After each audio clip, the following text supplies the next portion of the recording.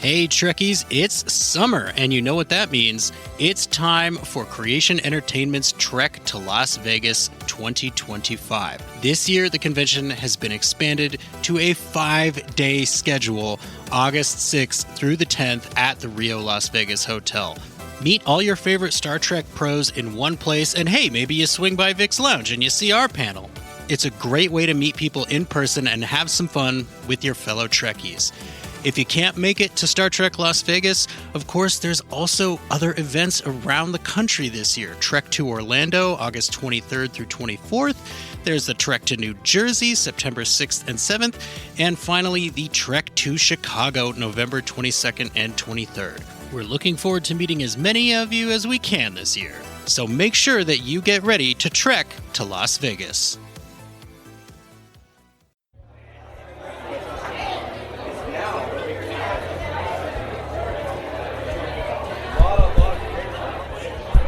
Is this thing on? Hello, hello.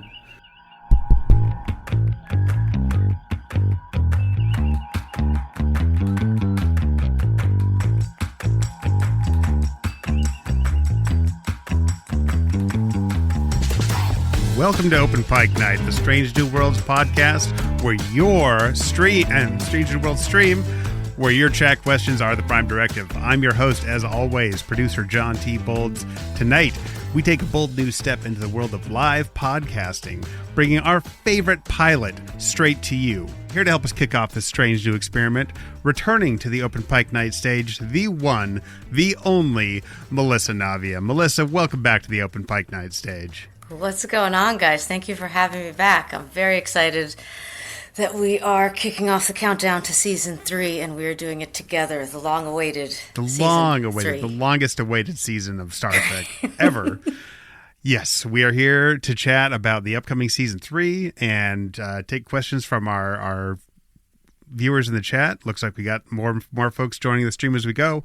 So we're here tonight to discuss all things Ortegas. Get excited for Season 3 of Strange New Worlds, premiering in just over 2 weeks, July 17th on Paramount Plus, of course, and to spotlight your questions from the chat in true OpenPike Night style. But of course, no OpenPike Night mission could be successful without my first officer and trusty navigator, Cameron Harrison and Jesse Bailey. What's up, guys? Hi, excited to be here. I actually canceled an Air Canada flight to be here today, so I thought that was a little retribution. I actually did not book an Air Canada flight today, especially so I could be here. Well, it's much appreciated. I have to ask, when you're an actual pilot and you play a pilot on TV and you get word that your flight has been canceled, is there a small part of you that thinks, I could fix this? Do you know, there have been a few this season as we were filming Season 4. There have been, because we shoot in Toronto. I keep flying back to New York, where I am from, and my wonderful family and friends are here. There have been a few cancellations. Like, we had one flight where we were on the plane for 6 hours, and everyone, when they hear that, they're like, that's not legal. And I'm like, it's hard to explain. There was a lot of ups and downs. There was a lot of, like, we were about to get off, then we didn't get off. And I did have this, like, sense of pride, like, when I was just like, nothing is going to happen without the pilots, you know? Like, it just felt... And then in the middle of the 6 hours, the two pilots had to change into new pilots. And then when we finally took off, it was amazing. But we did take off. And then what happened last Sunday is that the plane never took off. We never got on the plane. The whole thing got canceled. And so instead of having that moment of, like, I could fix this, I was like, I have to get to Canada. And so the only way to do that, and I booked another flight for that evening. For everyone who has no idea what we're talking about, we were supposed to do this a week ago, and I was having quite the adventure trying to get to Toronto to film, and what ended up happening was, with that new flight I booked, I immediately started getting emails being like, thunderstorms may impact this flight, and I was like, I can't do this. And that was like a 7:30 p.m. flight, and I had to be ready to go to set the next morning at 3 a.m. So I raced back to my apartment via a ride share and said, we're gonna go to Toronto. And so I learned something, and that is that the soundtrack to Mad Max Fury Road. Excellent, excellent driving music. I mean, I was like storming the border. It was amazing. And I got to Toronto at approximately 2 a.m. and I got picked up to go to set at 3 a.m.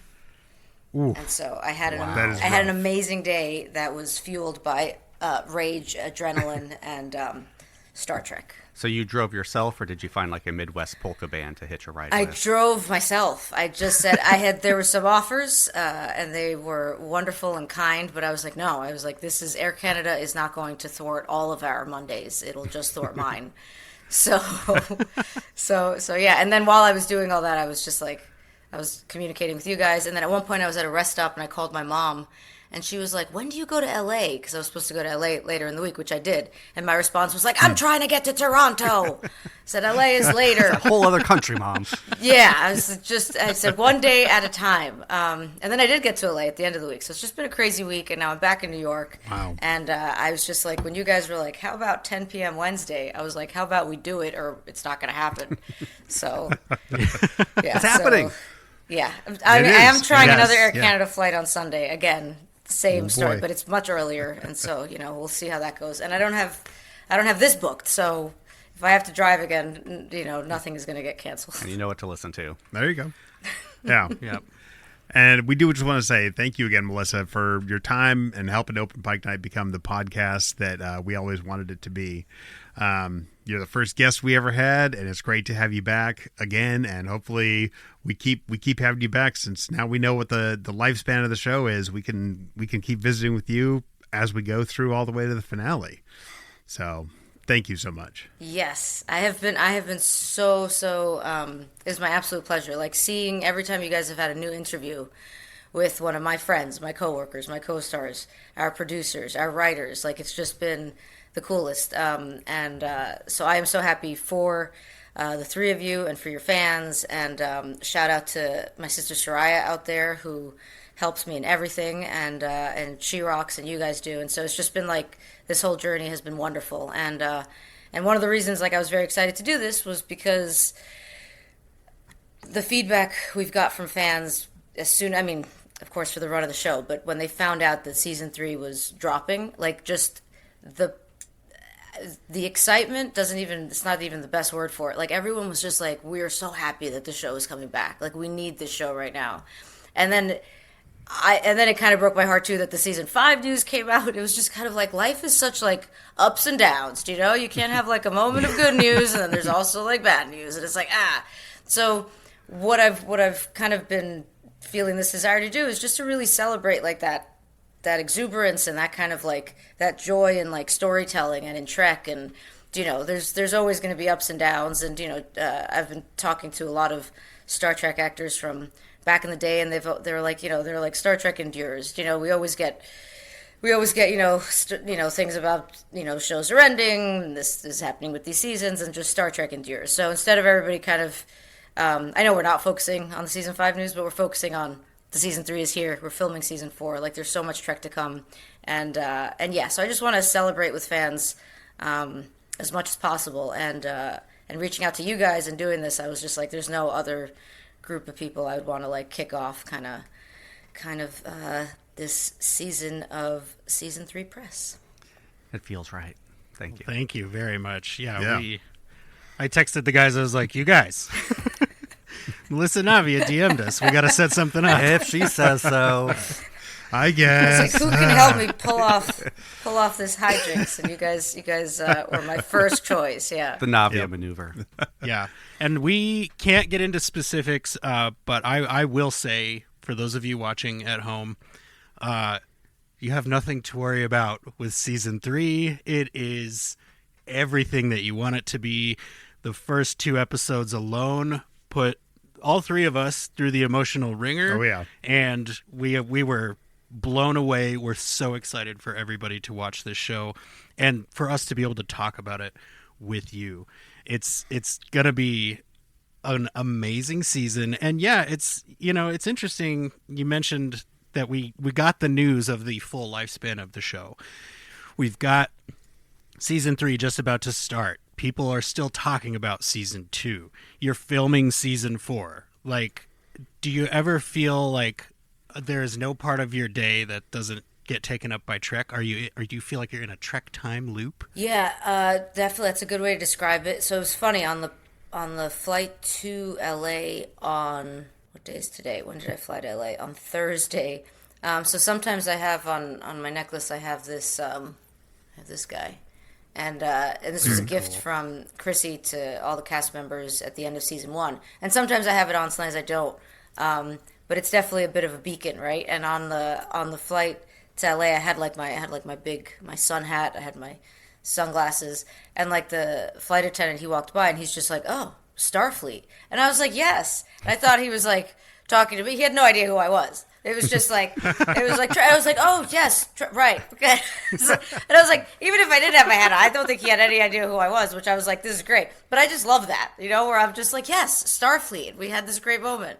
I got extra, like, Sprite, which I don't think was actually Sprite, but maybe it was Sprite. I don't know. But it was great. So it's just like, Trek fans are everywhere, and this has become a big part of my life, but I wouldn't have it any other way. And like I saw like a quote the other day from one of our wonderful guest stars coming up in season 5, and he was just like, when you're part of a cult show, you have to embrace it.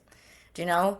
And that's so much a part of like the fun of this. Like so much of our job is, it's all fun. Like I enjoy every day of my job on set, even all the madness and all the business things that maybe are not always as fun, but I enjoy all of it. But so much of it is like the fandom, like things like this, and I learn so much from the fans, and all of our writers are fans as well, and so I learn things in every new script, and yeah. So answer to your question, no, I feel like I'm in this crazy loop, and sometimes I get people ask this question. They're like, if this is all if this is like your big role and this is like what you're remembered for, like, is that cool? And I'm like, yeah, it would be like, yeah, like I'm on the cover of comic books, action figures, like on the cover of books. Like I got a copy of the new Star Trek Strange New Worlds novel. Yes, Toward the Night. Yeah, there it is. Wonderful author James Swallow sent me a signed copy, and I'm like, I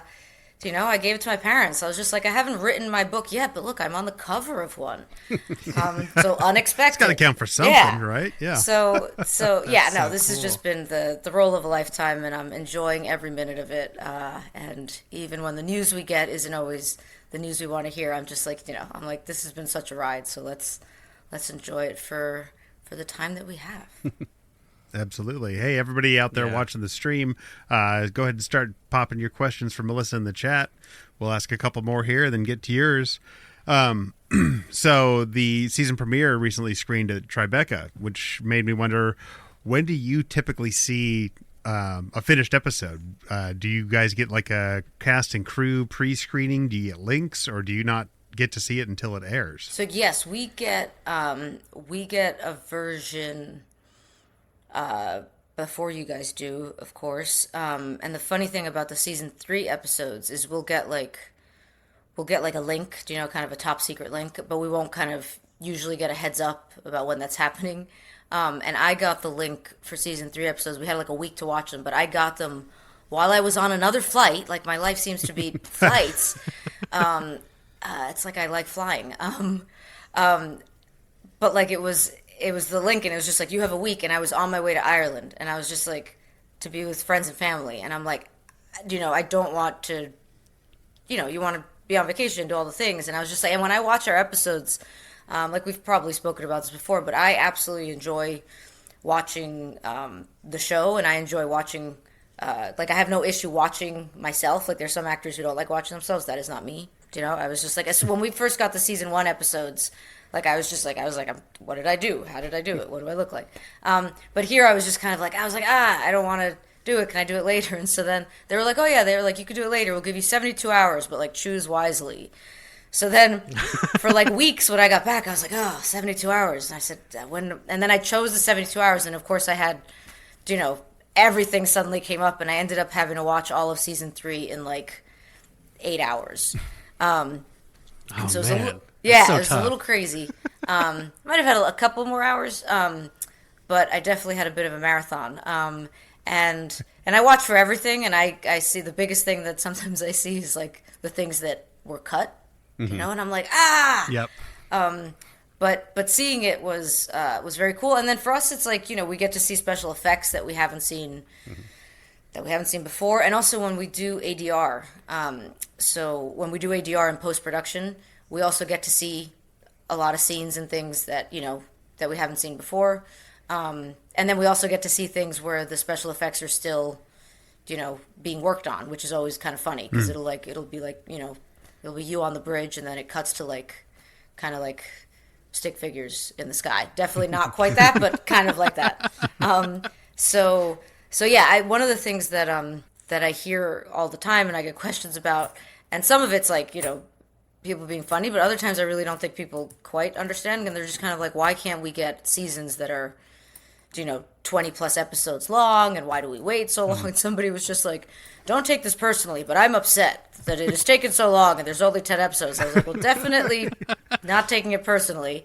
But if like, to really understand the amount of time it takes, like up until we receive, you know, that top secret link as the cast to look at the episodes, like stuff isn't completely locked down. So they're working from like, you know, to the very, very end, pretty much until you guys, you know, in the press got to see those first 5 episodes. So yeah, so the reason is because you're getting 10 mini movies per season, you know? Yeah. And yeah, I wish we could do more, but I can tell you 10 episodes in a season is a lot of work. It's a lot.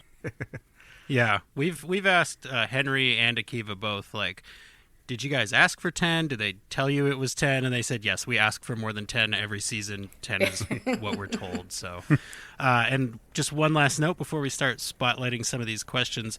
I think they're working on episodes possibly even after we get the screeners, because there was a detail in episode 2 that we were trying to verify. And so I was like, oh, I'm smart. I'll turn on the closed caption and I'll see what it says in plain text. The only closed captions the screeners have are in Japanese. Yeah. So I can't read Japanese. that. So the other thing is they're all listed episode 1, episode 2, episode 3. And then after that day, when all of the titles were released, the screeners updated to include the titles on top of the episodes. So it's like a living thing that they send you. It's not stuck in time. Yeah. So, Totally. So first up, shall we go with Jen, gentlemen? Yeah, let's do it. Jen says, what shows do you watch other than Trek? Oh, hey, Jen. What shows do I watch other than Trek? I've spoken about this a lot, but I'm still watching it. It's kind of like it's become my comfort show, but also comfort show makes it seem like it's just kind of like, oh, it's just a show you go watch, but it's just so well done, and it brings me a lot of joy. Downton Abbey, and I started watching Downton Abbey when we started filming season 2, and that was when I was grieving. I had just lost my partner in December of 2021, and so this would have been like February of 2022. And it was interesting because I needed to find a show that we hadn't watched together, and so that show, like, just because it was, now I can watch shows that Brian and I watch together all the time. Like, I love them. Like, it make me so happy, and I can watch them now. But at the time, though, it was just kind of like I couldn't do it, and I started watching Downton Abbey, and I just thought it was such a I actually, it reminds me of like when people talk about Trek as their comfort show. And when I see like the dinner scenes in Downton Abbey, all I could think about is how long they must have taken to shoot. And it reminds me of our bridge days, you know? So I'll like come home after a 15-hour day of shooting on the bridge, and I'll like just pop on Downton Abbey in the background, and like there'll be like a dinner scene, and I'm like, I'm sure they couldn't stand that dining room, you know, when they were done filming. I mean, I'll always love the bridge, but Downton Abbey to me is just like it became like such a metaphor for life, and it just does such a great job at tackling grief. I feel discussing it, and also young grief. But you have like a significant number of people in the cast who are very young who lose their partners, and so I immediately I understood that, and then it also talks about older love, like when older people fall in love, you don't get to see that a lot in a lot of TV shows, and Downton Abbey is just one of those shows where there's so many characters and so much going on. You can pop it on in the background. But yeah, so Downton Abbey, always and forever. What have I been watching recently? I've been watching things on Paramount Plus. I've been watching Mobland with Tom Hardy. Yeah. And Tom Hardy, yeah, I've been watching quite a few things with Tom Hardy. I mean, I was listening to Mad Max Fury Road to get me to Toronto the other day. What else did I just started watching Shogun. That was, yeah, I'm enjoying that. What else? It's so funny. Whenever I get these questions, I'm like, suddenly everything leaves my head. But yes, just finished Mobland. If you stick around, Jen, I'm going to continue answering this question throughout the length of time that we are here. Just shout out TV show titles. Yeah. Oh, I also I did get back on a Frasier kick, the original seasons, just because there's just so good, so well written, and so I was just watching like the best of, and yeah, and really good comedy. Like to me is everything, and yeah, so right now I've been on a Frasier kick. I just finished Mobland, and then I'm currently watching Shogun. So what kind of shows do I like to watch? Like I like to watch things that are well written, and I can't stand to watch things that are not well written. And there's been a couple movies that I've seen recently that I will not discuss here. That I want to just pretend don't exist. Same boat here. The last movie we went to, we both walked out like, who's going to say it first? I did not like this movie, and she was like, neither did I. I was like, oh, I'm so happy. I was worried that you were gonna love it, and I was gonna be. No. There's definitely there's a film recently that I'm feeling like I have to like write about it like under a pseudonym or something because it just like on a weekly basis I just get angry that it exists. So we won't discuss that. But yeah, stick around, Jen. We'll keep answering that question as I remember the things I've been watching. So our next question comes from one of those comic book artists who has been immortalizing you on the graphic page. Vernon would like to know, will you be at Star Trek Las Vegas this year or doing any cons in New Orleans? So I would love to do a con in New Orleans. I've never been, and I would absolutely love to go. I've wanted to go to New Orleans for a long time. I've been very fascinated by the history and the people and the culture and the music and just everything about it. I'm not a big party person. I always hear like people go to parties and but I would love to like just go and like just be wrapped up in the history of it. So yeah, if there's a con in New Orleans, I'll ask my agent to keep an eye out on it. For Star Trek Las Vegas, I've been getting that question a lot and I don't entirely know how to answer it. I would love to go to Star Trek Las Vegas. Just at the moment I'm not going. And I hope things change and I do go. But just right now I'm not going. And I love Las Vegas. It's just absolutely awesome. If anyone's watching this and hasn't been, it was my first convention. And that was in 2022. In 2022, I only did 2 conventions. And you guys know I was conserving energy for lots of reasons. And I just did 2 conventions, and they were Star Trek Las Vegas. And I didn't meet you then, right? I met you the following year, I think, right? Like officially, like in person. Yeah. And New York Comic Con, which was, to me, was so special because it's New York Comic Con, so it's my hometown. And I was like seeing my name above me and, being there next to Anson signing pictures. I was like, I think I made it, happy. So that was cool. But Star Trek Las Vegas was the first convention I ever did. And it's just such a blast. You're surrounded by Trekkies and family members and, family members and maybe your own family members if you bring them. And it's just such a fun time. And I would not say I'm not a Vegas person, but Trek will always get me to Las Vegas. So, so never say never. Something might change, but as of right now, I'm not going. So, but all my castmates are probably going, a bunch of them. So, if you go, think of me and remember me, and talk about me. Last time we were there, people were thinking of you. I believe we calculated the line to meet Melissa Navia was about 3.5 hours. Oh my Yes, goodness! that's about right. It was the longest the line longest in the line. convention. I know, and I'm No also questions and like asked. people are sometimes like, oh, you got to move things along, and I'm like, I feel like I don't dawdle. I don't dawdle when I'm talking to people, but I'm like you're there to get my autograph and also to meet me, but like just so many fans have like something to share with me, something to tell me, and so I'm just like, and I'm like, I love it too. Like sometimes fans will be like, thank you so much for staying, and I'm always just like, there's only one reason I'm in Vegas. There's only one reason I think I'll ever be in Vegas, and that is for Star Trek fans. So I have nowhere to go. So, and then everyone who ends up staying on that crazy line, I'm like, I think you are wonderful and thank you. But yeah, that was the crazy line. I think you guys got a video of it too. We did. Yeah. Which, Yes, we did. it's like so wild. So I'm going to hijack it all for just a second. Vernon, who asked that question, he has been drawing a bunch of Star Trek comics lately, and he's drawn characters like, let's see here, this guy. What? Vernon? Ah! Editor's note. Star Trek comic book artist extraordinaire Vernon Smith, who you can follow on Blue Sky at Vernon Draws, drew some amazing pictures of the OpenPike Night crew as Star Trek characters. If you want to check those out, please go watch the video version of this episode at openpike.com/Melissa Navia Live. Wow, that is really cool. Vernon, thank you so much. You are forever a friend to OpenPike Night, and we cannot wait to have you back on the show.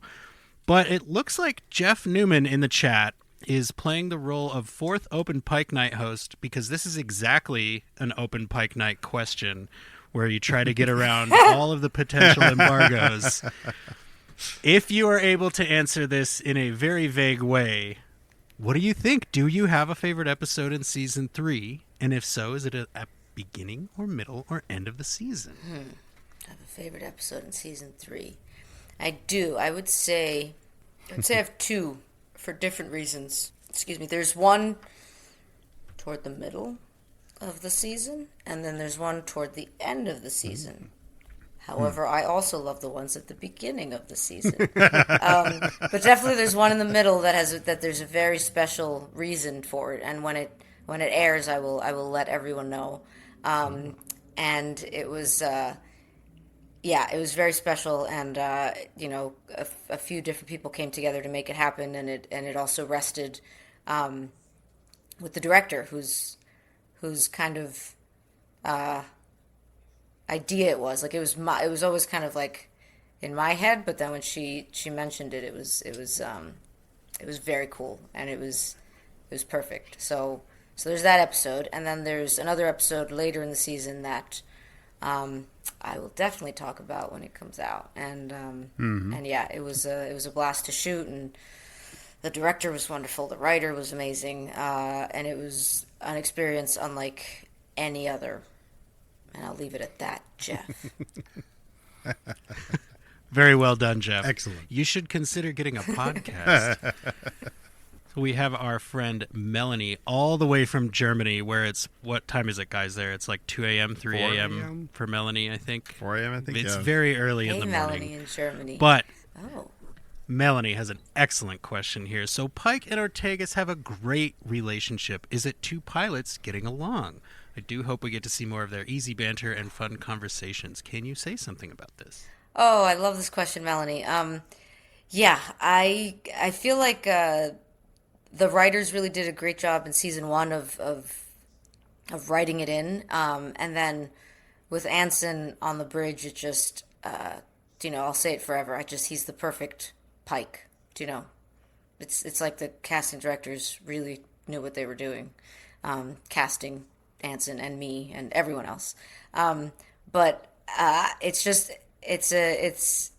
feels like they both. It just doesn't feel like they do. They both really trust each other. But there's something that just happens, like when Anson and I deliver our lines, and when we're on the bridge together, and there's just these great moments where even when I see it afterwards, I'm just like, oh, like, it's so good. And there's also this very cool thing about so much of what Anson does as Pike, I don't get to see when he's in the captain's chair. Do you know? So like, there's that great exchange that I get people wanting me to autograph it, and it's just like, it's like, like, what is it? First date, blind date. And it's just like that whole thing is like a whole conversation. Ortegas is never looking at him, but it's like, it is very much like pilots talking, where it's just like, you have a job to do, but that easy banter. And what I hear from from everyone who served in the armed forces and everyone who, I hear from pilots. They're like the way that you guys are with each other is the way that we are with our friends, when we were serving or when we were doing this, that, and on these missions. And that makes me like the happiest when I'm just like, whatever we've done, like we've nailed some truth that people who have actually lived kind of the scenarios that we're going through are just like, yeah, that just feels so organic and real. And it feels like people that we served with. So yeah, I give it up to the writing. I also give it up to, our performances. And yeah, every time Pike like says Erica, I just love it. When it was just like it's just a familiarity and a trust and yeah, any scene that we have on the bridge where they get to have kind of an exchange, I appreciate and I don't take it for granted. Very cool. Melanie did also ask a follow-up. Will you come to another convention in Germany? Oh, absolutely. I really wanted to come to FedCon this year. But just the filming schedule just makes it so difficult, understandably, because the film schedules are always changing. And even last year when I went to FedCon, and anyone who was there will remember, it was so crazy because I was supposed to be there for 3 days and I ended up getting to only go there for 1 day.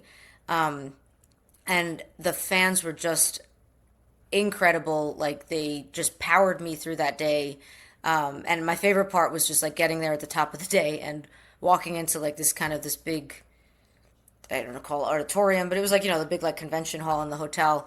And there's like a massive snaking line. And I was so like tired from the flight. And I'm like, and I see all these other massive Trek actors sitting at their tables who've been there for 2 other days. And they're all kind of hanging out. And I'm like, who's that line for? And they're like, that's you. That's your line.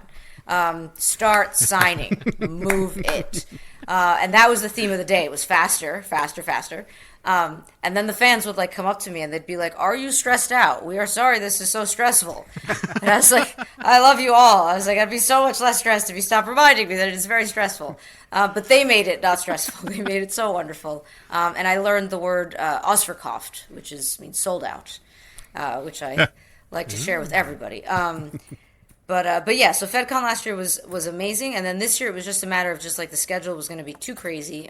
But as soon as they want to have me back, and hopefully I'll have the month off, so I'll definitely go there for 3 days. Because I would love to go back to Germany. It was only my second time in Germany, and everyone was just great. So yeah, Melanie, as soon as I can. Was that a Melanie question? It was, right? Yeah, when I can, I will be back there, and we'll talk Trek in German. Very cool. All right, gentlemen, if you feel like I'm in the way, feel free to pick a comment and spotlight it. Go for it. You're doing great. Yeah. Our next, thank you very much. I let people be mad at you for not choosing their question. Yeah.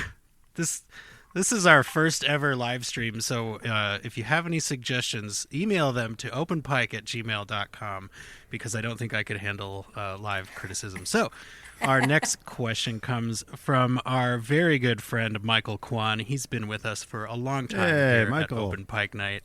And I love this question.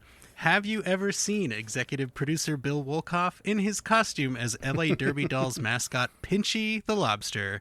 Because I can tell you where to find it. I have not. I've seen Bill a lot. I love Bill, adore Bill.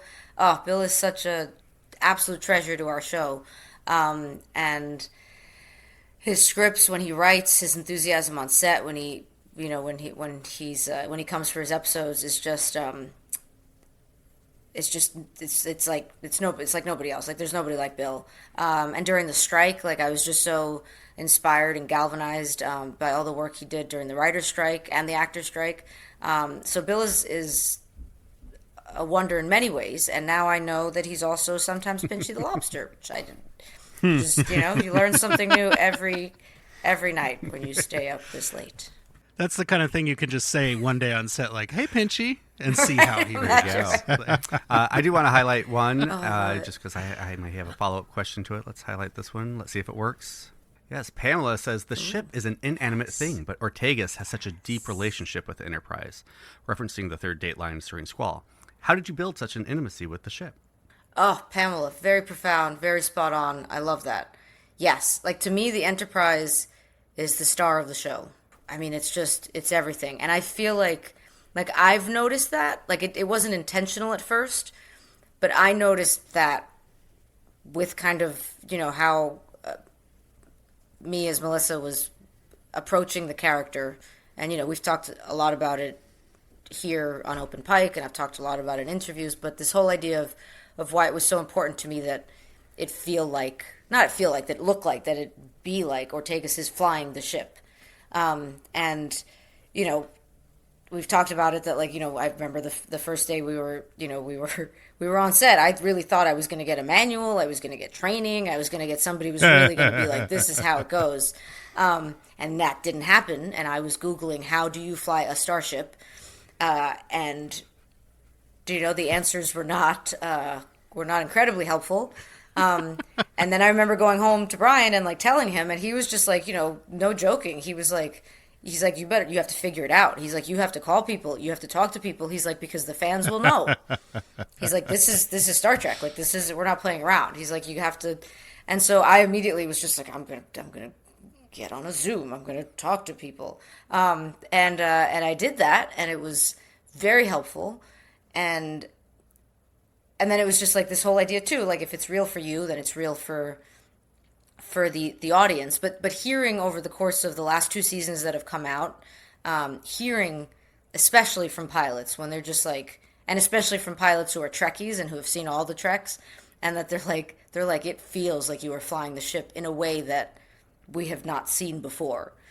And I'm like, that's really cool. And I'm like, I would never say that, but other people can say that about Ortegas. Yeah. And so much of that is just like, you have to know your ship. You have to know your flying vessel. You have to feel like you're one with it.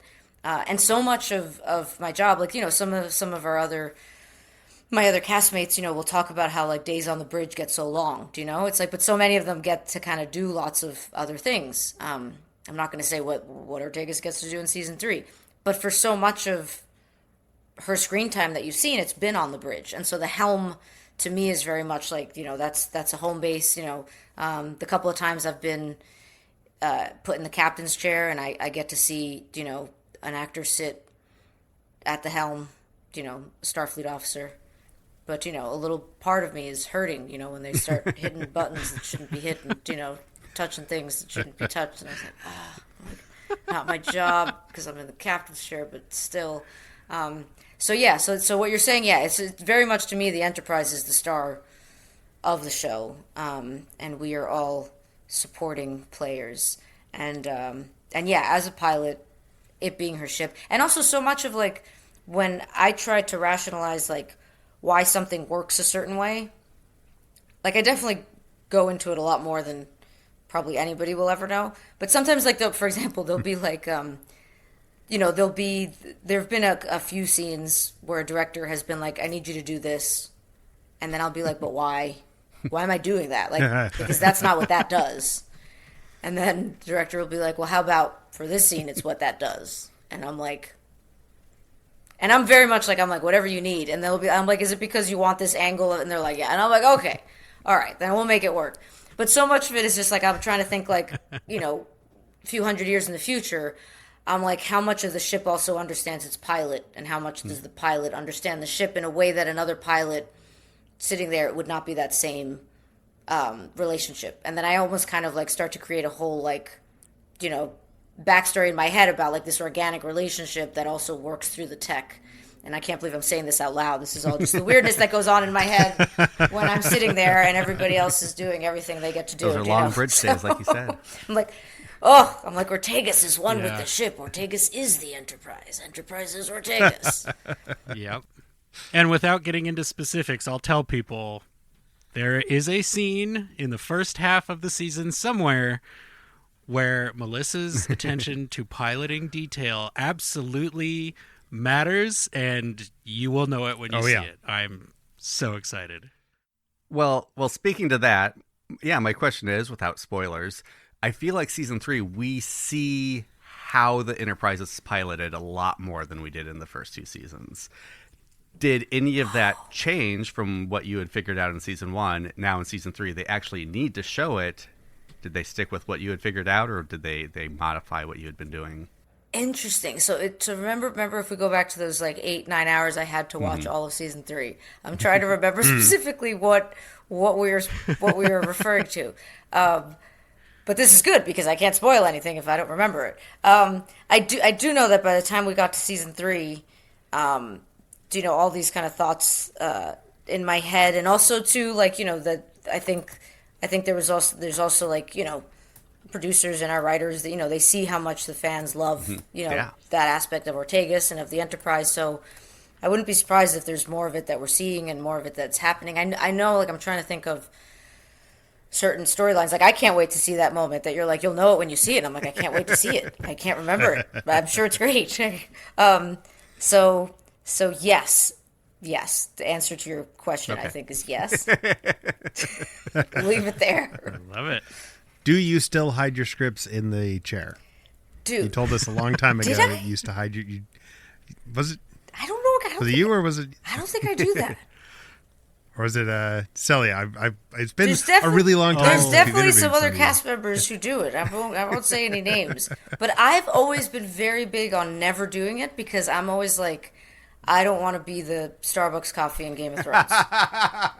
You know? I think you have said that. That's all right. Like, yeah, like it's just, it just, to me, it like freaks me out. Like when, other actors and everybody, it could be guest stars, it could be anybody, but there'll be like a lot, and also actors who've been doing this for a lot longer than I have. And they'll be, I feel like I could tell this story. I feel like Carol will appreciate it. And it's not really spoiling anything because it's a season 3 story. Carol once she has like there's a little fan, for like keeping cool. And she had it under a pillow and it turned on during the scene. And it was hilarious because like Ethan, who will like, there could be like the whole thing could be on fire and he's like, we're going to get through the scene. He's just great. He's just very like, we're going to make it happen. And I just remember he began his line and then he's like, I think there's a fan on. And it was her little fan was on underneath this pillow. And I just thought it was hilarious because I was like, you go, Carol. I was like, I would have never thought, like, I leave all my, I leave my lip balm. I leave everything. I think one time I might have put my wireless headphones like in my boots. And that freaked me out, And you don't see my boots half the time. But no, I would be curious if you just go by and find out who it was, and if it was me, I'd be very interested. But I don't. I think it might have been Celia. Now that I'm yeah, about it. because I definitely at the same time, and also too, and we've spoken to about like my chair. Celia has spoken about. She calls it my football stance. That like like Ortegas at the helm like gets, and she's got like this great view of it. And then I was just like, the next time I sat down, I was like, it is a football stance. And so much of it is like, I'm practically off the chair, And so, yeah, I would be very concerned that scripts would end up in places they shouldn't be. So it's like either I have the lines or you guys are getting a new line on the day. Beautiful. Sometimes we've heard that the new lines can be just as good as the old lines as long as they actually fit. I know a lot of writers in the industry are very, my word is the word, but it sounds like on the Strange New World set they're pretty open to taking input when necessary.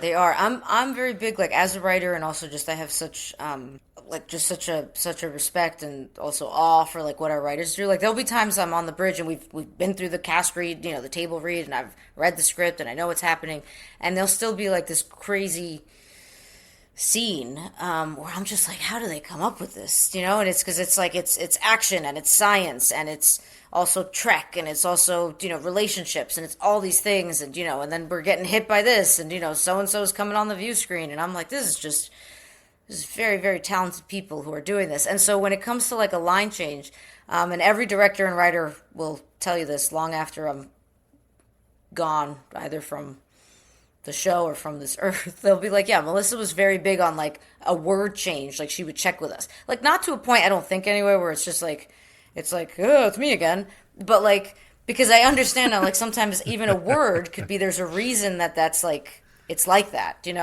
or even like a pronunciation of something. Like if it's a new word, sometimes like it'll be like they named it after somebody, so it has to be pronounced this certain way. And so like just like as a writer, like I understand like every kind of word that you put in there, you've thought about that, you've placed it, and also sometimes just for my head, like I like to remember and know exactly how it has to be said. So then if I change it, I'm aware of it. And so often now the writers are on set with us, which is great. But if there's something, like you said, like if there's something character-wise that we want to change, there's a bunch of us that are very good improv-wise. Like Anson is really wonderful in that regard. He's wonderful in many regards, but in that regard, in terms of improving, and me, even like I just value so much the work that they've put into it. Unless it's something really like I'm like this is different and clever. And there's definitely been some things, but I always just kind of run it by them. And then sometimes things come out organically, like you didn't think you were going to do that, and they'll be like, "Oh no, that works, that works," or they'll come in and be like, "That doesn't work." But yeah, it is very open. Like when I hear from other sets where they're just like, "Oh, I don't have any input," I think I don't have that experience. Like we feel like we can talk to our writers and our showrunners, and that's been since the beginning. That's very cool. I think Star Trek, from what we've heard, from actors, writers, directors, everyone involved, it really feels like it's one of the few shows that's still made how all of our favorite shows from back in the day were made, where everybody is super invested, the writers are on set, that kind of thing. And I think that's one of the things that makes Strange New Worlds so amazing. But of course, what makes Open Pike Night so amazing are the wonderful fans here in the live chat. Our next question comes from Elizabeth regarding the tie-in novels. Do you read the tie-in novels that relate to your character? Toward the Night is a great Ortega's growth and backstory, and I can't wait to see how it plays into season 3. I love how you guys are doing this. The question comes up and everything's so great. Oh, I love it. So I have Toward the Night. James Swallow sent me a signed copy. We had a little exchange. I was just like, Nice. I was like, oh my goodness. I was like, this is the coolest thing. I sent him an email back, and initially the email was like, this is amazing. And then I was like, be cool. Just try to be cool. I was like, oh, so happy you like Ortegas. You're great too, But I'm not cool at all, because I just think authors and writers are the best. And so when I heard that there was going to be this Ortega storyline, and that he's a fan of the show and he's a fan of our characters, that was the best. And I actually bought a copy of it for my mom on Mother's Day. Like it was like the day it came out. I like picked it up from Barnes and Noble. I pre-ordered it and got it at Barnes and Noble. And there was a part of me that was like, it's funny because between this and the flight attendant story, like I sound like I'm constantly being like, "Do you know who I am?" But I'm not ever doing that.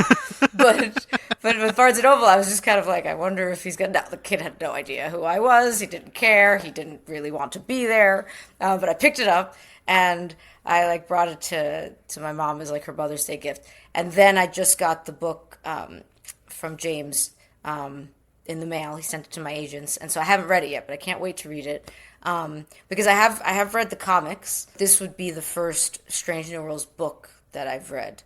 But hearing from him that it was kind of that he was able to write the voice of Ortegas because it came through so clearly because of my performance on the show, I'm like, that's just, that's what you want to hear as an actor. Do you think when you read it, you'll read your lines out loud and perform them as Ortegas? Oh, it's so funny. Cameron, I didn't even think about that, but I might have to. Send it to him. I might have to. Yeah. And then he's going to be like, I have to stop speaking to her. She's weird. That email was a little intense, but this is getting odd. I'm picturing you sliding your book across the counter just to see, like, is he going to see that my face is on this cover? And he looks down and looks at you and goes, "Would you like to join the Barnes and Noble Awards program today?" I know, I'm gonna read it. It's gonna be my next plane book because I'm constantly on planes. I'm gonna be like, I wonder if anyone sees my face on hold this the cover book. up like I do when I'm reading a Star Trek novel. Like, anyone want to talk Star Trek? I have a podcast. Anyone? I'm reading Star Trek here. Never works. I love it. I realized the other day that sometimes I'll be talking to people and I'll keep saying TOS, and not everyone knows what that is.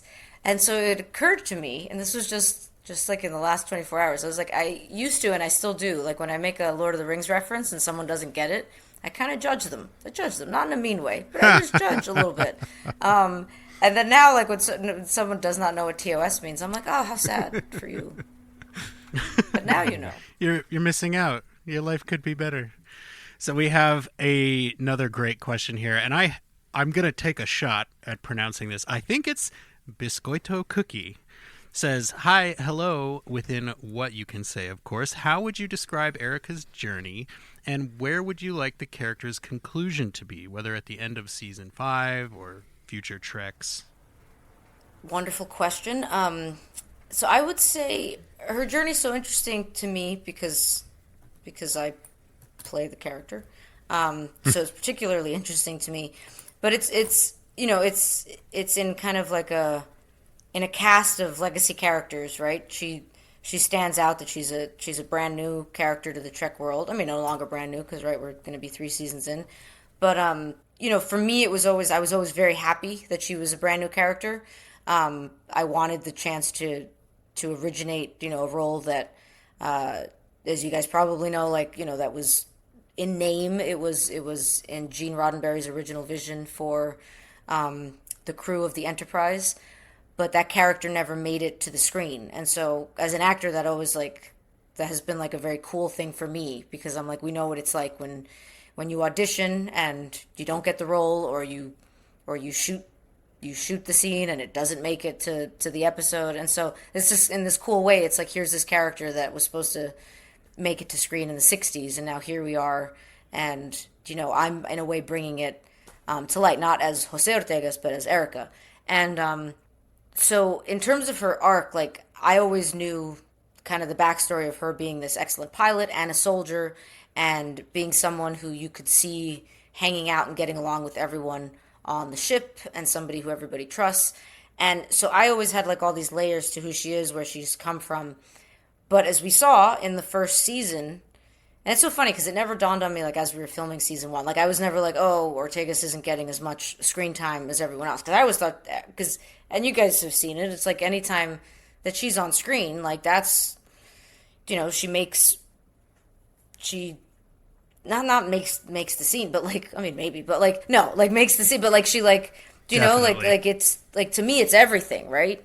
As the actor, and then it becomes like, when she steps on the stage, if you will, like, her story is there. Does that make sense? Like, so when people were just like, oh, we don't know enough about Ortegas, I'm like, what are you talking about? I'm like, she's it's all right there. But then I could come trying to see from like where the fans' perspective. They're like, we want to see her relationships. We want to see where she comes from. We want to see what makes her angry. We want to see what makes her sad.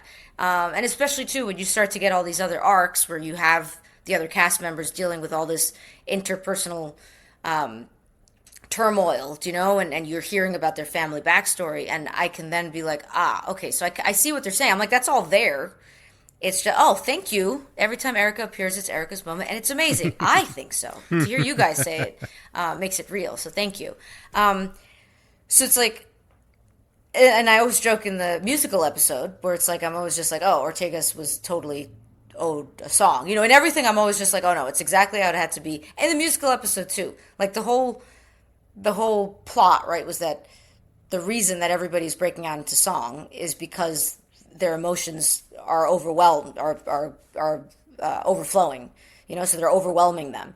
I said, but Ortegas was there. She's just like, I'm a pilot and I'm awesome, and you guys are dealing with relationship issues that are childish, and I'm just going to keep doing my job, and you all figure your stuff out. And so I understood why she didn't get a song. But for me, so much of that journey, like, it's been layered into the performance that I've given. In season 2, we see a bit of her war backstory, which I love. And in terms of where I see Ortegas going, like, I would love to see. It's so hard. It's so hard because season 3 hasn't come out, and season 4 we're filming, and season 5 is coming, and it's like, so it's really hard to say. It's just, what I will say is if everything were to stop right now, I am so proud of everything that you guys have seen of Ortegas on screen as of now, and everything too that the fans have taken from that and created from that, and that also goes to like what's been created in books and comic books, and like everything that you need to know of a person. I think she's shown, and of course season 3 is going to show a lot more of that, but yeah, I'm just in a tricky situation because it's so hard to talk about where you see her going when it's just like, I know some things. Well, let me ask it this way. Yeah. And Gay Fesh here says, yay, hashtag Mortagus, and we have been promised Mortagus, and we will say, without spoilers, you get Mortagus in Season 3. Yes, you do. So, when you started reading the scripts for Season 3 and seeing that there was going to be Mortagus, like, what were your feelings about it? You don't have to say what happens, but what were your feelings about what you would be doing? No, I was all excited about all of it. I was excited about some things you guys haven't seen yet. I could say that. I was going to say something and it just fled my head. It's the time of night, guys. I was just going to say I have my Mortagus coffee cup, but I downed an espresso in a shot earlier, so that's why I don't have a coffee cup with me. But no, I was very excited with all of it. Oh, that's what I was going to say, is watching those streamers and like kind of that thing about like when you see the things that have been cut, right?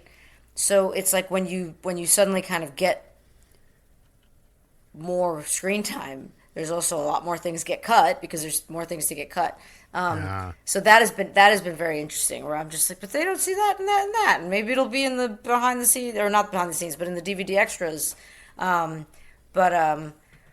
yeah, it's so interesting, like how much gets shot that you don't see. And yeah, I always think about like the fantasy episode in Season 1, and we all had to climb up a Jeffrey's tube. And it was hilarious because we'd like begin the scene at the bottom and then we'd all climb up the Jeffrey's tube. And I'll never forget like on like the fourth take and we're all standing at the top and Vance is climbing through the Jeffrey's tube and he's like, it's a 1-hour show.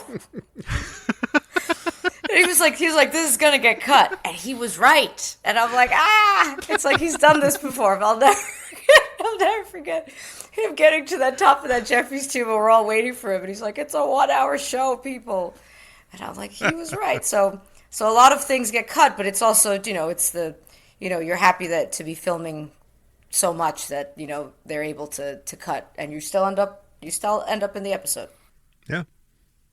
That's excellent. And I know all of you out there are wondering, wait, a Mortagus mug? How do I get a Mortagus mug? It's very simple. You just go to openpike.bigcartel.com. We have all of your Mortagus and Ortegas merchandise needs covered because we noticed there was a bit of a dearth of Mortagus merchandise.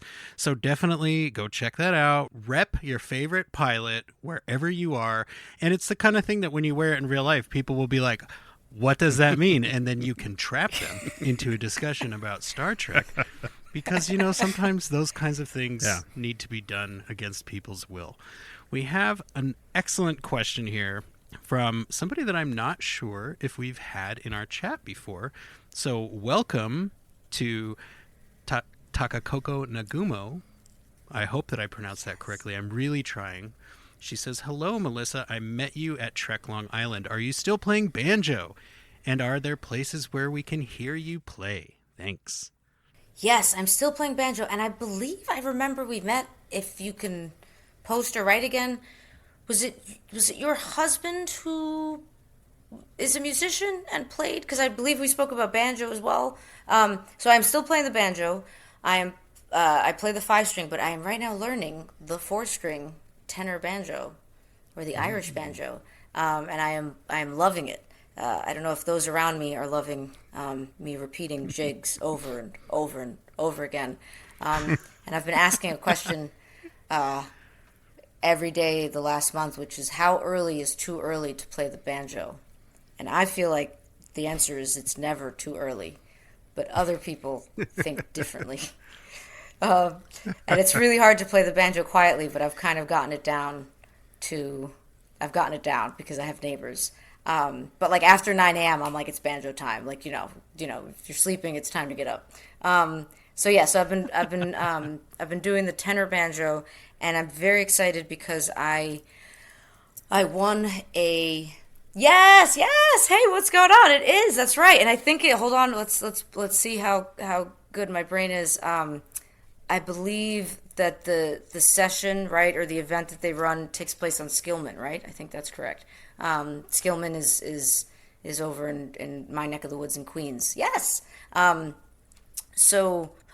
I want. Yes. See, I remember things that I spoke about a year ago, but yet I can't remember what I was talking about 2 seconds ago.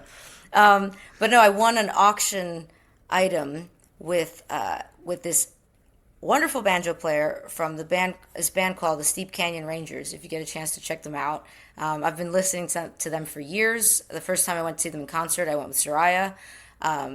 Brian and I went to several concerts of theirs together. And so Graham Sharp is the banjo player, and they play a lot with Steve Martin. But I won this auction item to like pick a banjo and ride bikes with Graham in Asheville, North Carolina. And so I'm very much hoping to do that this summer. So you guys are finally going to get the banjo, trek, bluegrass, bike riding Yes. team up that the world didn't know it needed. But Will it's you getting. learn to play the Trek theme on banjo?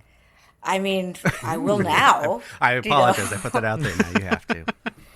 Yeah, no, I mean, I feel like Graham is going to be he's probably going to be able to do that quite easily. I'm just concerned when he sees that my banjo skills are not, that I love the banjo far more than I can just, sit down and play it. So in answer, yes, you can't currently hear me here. You can't currently hear me play anywhere live. But one of these days, you just wait when you least expect it. We're still waiting for Erica to do it on the show. I know that makes all of us. I'm going to bring it. Thank you. I'm going to bring that up again with them. And then Paramount will pay for your lessons. I promise to pre-order the Melissa Navia Steve Martin banjo album as soon as it's available. I have no compunctions about doing that. These are things, guys, that we are making happen. Yes. And I'm going to say one more time, because I'm pretty sure I screwed this up. Thank you, Takako, for your question. We appreciate it deeply.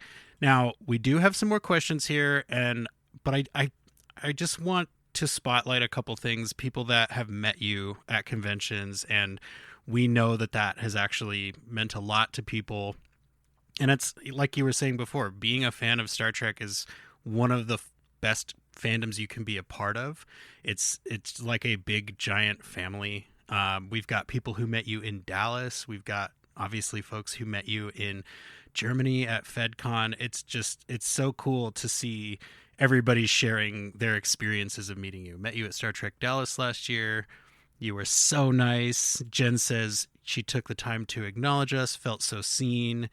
Michelle says it was great to meet Melissa at Trek Long Island last year. So glad we're getting #Mortegas soon. Michelle, you don't even know. Oh my gosh. You're going to get so much Michelle, Mortegas. I don't even know. I can't even remember at the moment. Oh, I'm so excited for season 3. And I'm like, what happened? I'm excited just to watch it again with you guys. Well, we do know that we literally get more Mortegases. You get a brother in season 3. What was it like? Yeah. Right. Yes. This yes, was it in a has been trailer. revealed. We could say what this. was that like working with a brother? Oh my goodness. He's, again, perfectly cast. Like, could not be more perfectly cast. And like, I remember when my sister came to set and my brother-in-law, and we hung out with Minor, who plays Ortegas' brother. I don't know if his name has been revealed yet, so I'm going to hold off on that. Yeah, I'll hold off on that. I'm so good. You can't get a spoiler out of me. And his sister and Minor's sister was also on set, and it was just so funny. We got like the best picture, and I remember my sister being like, he looks like our brother. Like he could totally be our brother. And so it was just such a blast. Like he's just so he just came with such a joy for the role and a dedication, and the research that he did into playing Ortegas' brother, like into watching Ortegas, was like, I fell in love with the whole thing. And he even gave me like a sheet that he had been working on to kind of like write down all the qualities and the attributes that stood out about Ortegas. And I was just like, oh my God, it was like, so, and I'm like, this is amazing. And he's just like, is it weird? I'm like, maybe, but no, it's not weird. I'm like, this is like, you did your homework. And it's incredible. And yeah, it was just so easy to work with him. I'm looking forward to doing it again. We're working on a little project together, which I'm very excited for him for, and to see how I can best help with it. But no, he's wonderful, and I can't wait for you guys to meet him. And I cannot wait to go to conventions with him. So I don't think he knows truly what he's in store for. But you guys are going to love him at conventions, and you're going to love him in the show. Yeah, folks, if you've watched the trailer, there's a little bit of a hint of one of the storylines that Ortega's brother is involved with. And I'm just going to tell you right now, there are new relationships in season 3 that you are going to have so much fun diving into. I was blown away. And before we knew he was your brother, I totally called it from the first trailer. Right? So It's like, yeah. we have to get that Totally, out there. He nailed it. Yeah. Absolutely. And the funny thing is, too, like, we did kind of like a chemistry read. Chemistry reads, they also did it probably, I think, I believe he might have also done with Celia. But, like, in terms of, like, a brother-sister chemistry read. But it was kind of like when we did it, he didn't know it at the time. But the cast directors were like, no, this is who we want. And I was like, oh, I'm just here to just play along.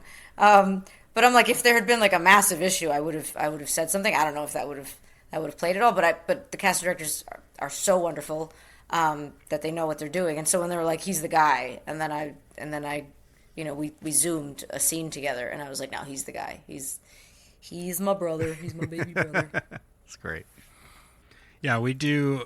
I think that, one of the things that we try to do at Open Pike Night is to shine a spotlight on some of maybe the lesser known people that help shows like this get made.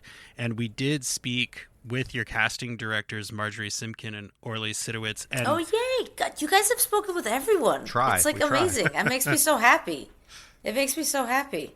And they absolutely know what they are doing. They know when they strike gold, and they're very good at finding the gold. So big shout out to them. If you're looking for something to listen to until season 3 comes out, just go back in the Open Pike Night feed and check that out. A lot of That's good a really good interviews. one. Yeah, I still remember when they told me that, like, they saw my self tape, and they were like that's Ortegas, and I was like, well, I knew it too, but they were like, It's mind-blowing that they seem to know who the characters are before the writers do, before the directors do. It's like sometimes it feels like they may even know before the showrunners themselves. And it was a great conversation, and we could not heap enough thanks and praise on them when they were here. We're like, you have given us this thing that we all love, and thank you so much for doing that.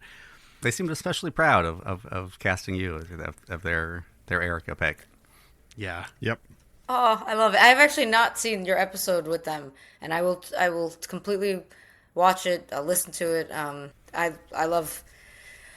respect in the same way that, like, I'm in awe of writers, like casting directors. I don't know how they do what they do. I couldn't do it. And so them in particular, like, they're right up there with people who have changed my life. So Margie and Orly, love you guys. Yeah, you're right, though. We do try to talk to everybody, and because of that, we've hit 100 episodes of Open Pike Night before Strange New Worlds has hit 21 episodes. So seriously, like, if you need a place to go to think about Star Trek Strange New Worlds, please, we'd love to have you at Open Pike Night, just like we love to have this question from Lauren in the chat. You have done such an incredible job of portraying a soldier who is now dealing with post-war peacetime. Were you able to talk with veterans and incorporate that experience into Ortegas? Oh, lovely question. Thank you, Lauren. So I've spoken with a lot of veterans and soldiers, and I have, when it comes to our veterans, and especially now with everything that's happening, like, I just have such a massive appreciation and just a reverence for what they do, what they have been through, that I cannot even fathom. And so when I get to speak with them, and when they tell me that, my portrayal of Ortegas, Jess's portrayal of Chapel, Babs's portrayal of Mbenga, like, how much that particular episode in season 2 really hit home for so many of them, like, that just you sit with that, and you're just like, what I'm doing is a very small piece of a much larger picture, and just like it's to play a soldier, which I've done a lot in my career, and I'm not sure why, for whatever reason. I've also played a pilot a lot. Clearly, I read as soldier and pilot. I'm like, I'm cool with that. And I did. It's so funny because we spoke so much in that first interview, and then we had like a second Q&A. I'm sure I've spoken about this, but like, I remember doing a like, what was it? What did you call it? Like an industrial for the military once years ago, and we shot it on an army base, and they had a problem finding, because of the uniforms that they had, finding one that fit me. because my boots were too big because it didn't fit me, and the uniform was a little bit too big. But yet I'd walk around and people from the crew were like, "When did you serve?" And I was just like, "That is acting. That is acting that I am doing." But I always there's like a bit of pride to it because I respect and appreciate so much when I get to speak with and I get to hear the stories from soldiers, active duty, and especially veterans, who a lot of times are going through things that we can't even imagine. And so any sort of thing that I could do in my character work to kind of to spotlight that, and then to also kind of give people a moment to kind of be like, in life when we step away from Trek, like what is it that we can continue doing for our veterans, that is more than just kind of saying that we appreciate them, but what can we be doing to show our appreciation, in a way that like matters. And so just right now there's a number of organizations that I follow that I'm still trying to formulate like how I can best help in like the little platform that I have.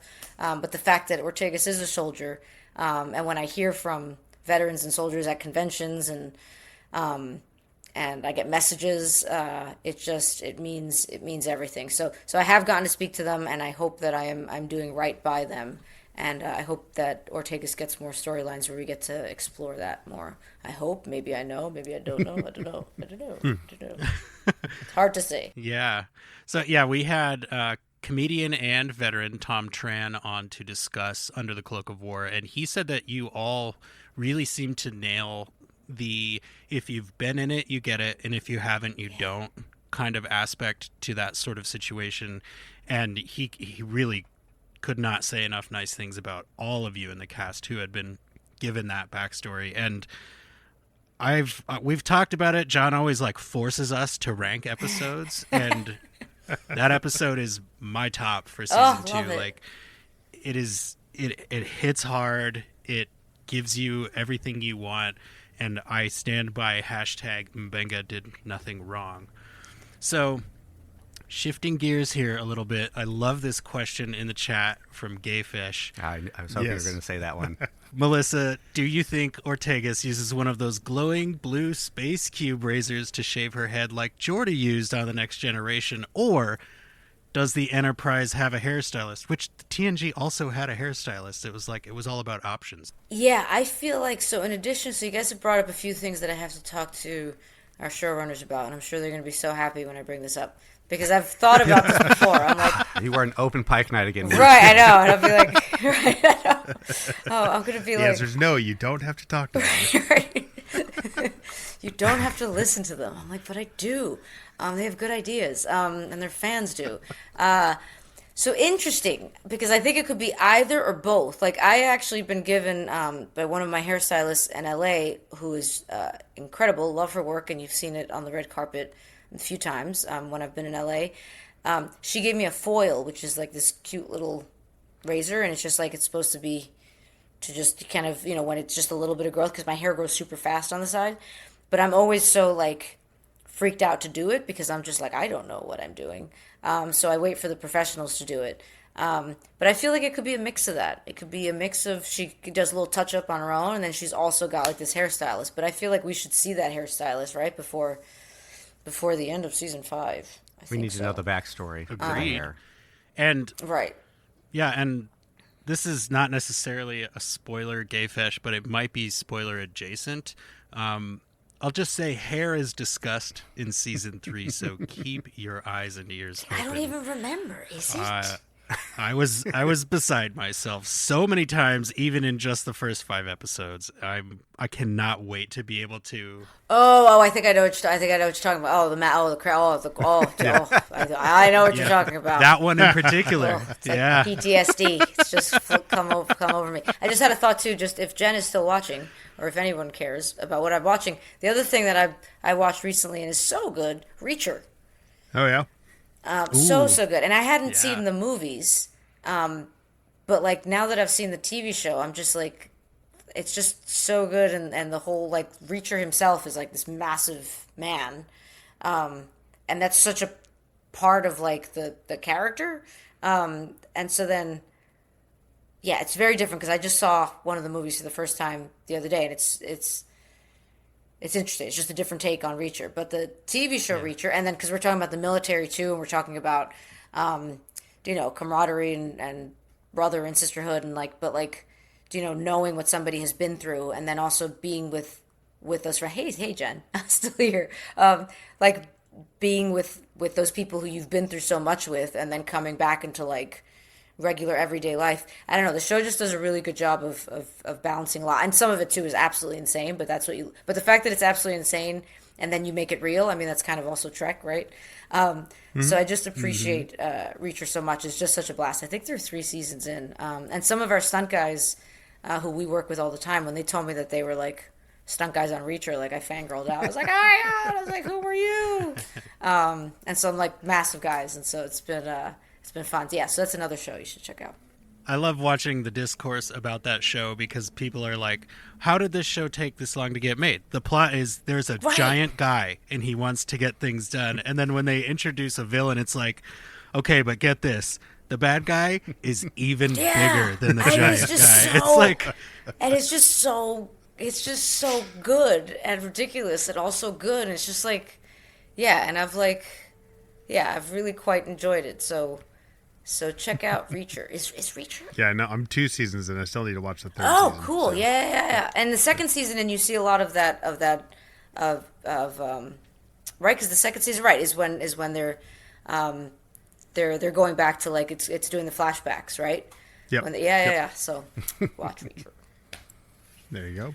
We do also have just some general love and requests in the chat. Lauren would love for you to come to Boston / New England. And Angela seconds the Boston request. I would love to come to Boston. Please let us know my daughter's request on Ortega's haircut, and I've only managed a regular undercut. Yes, so the Ortega's haircut is not easy. I remember I've seen some fans, especially after season 1, I saw some fans trying it themselves, and I was just like, you are brave, and I think you're wonderful. And then all these, these just parents that like, oh my goodness, they made little Melissa like so happy with like, they were sending me pictures. This was during the actors strike, of like their daughters going to space camp and getting Ortega's haircuts. And I was like, that's the coolest thing. But especially like when your hair grows very fast, like it's very tough to keep up. And my hair grows fast. Like it's even, I don't know if you could see it very well in here, but it's like growing in super fast. And I have like I've been going silver since I was like, it's so weird because it's like a mirror, but it's not a mirror. And it's like almost midnight here, so I'm like having, but like my hair's been silver since like forever, since I was like in my early 20s. It started going silver, so it's actually growing in quite a bit here, and it looks super cool. I like it, but then everyone's like, oh, you gotta shave it.